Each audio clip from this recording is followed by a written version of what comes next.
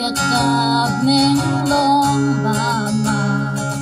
banyo ya birthday ne no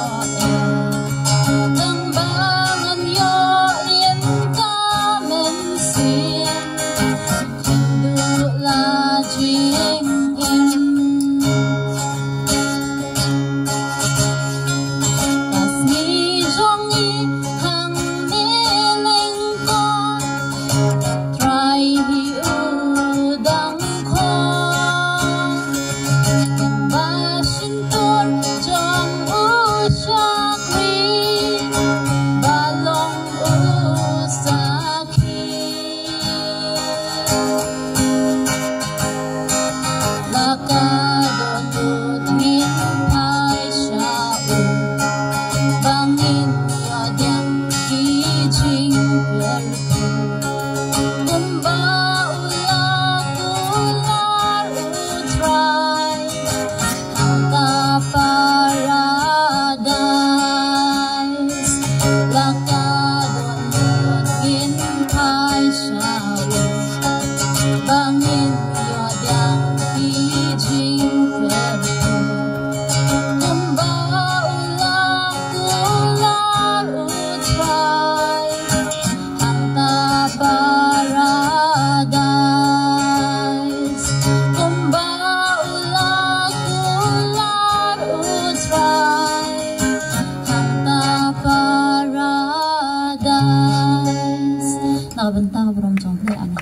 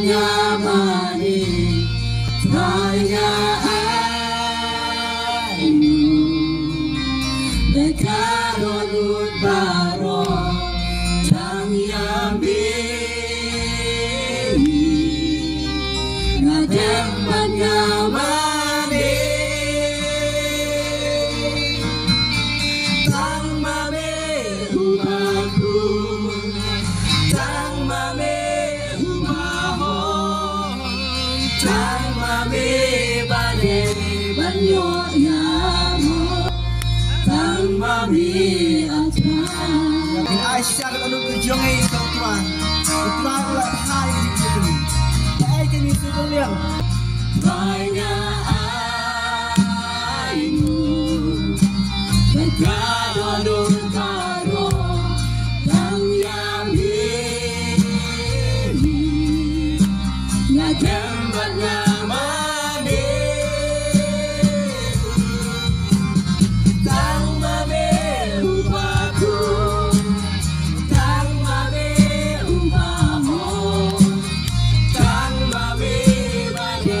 Banyo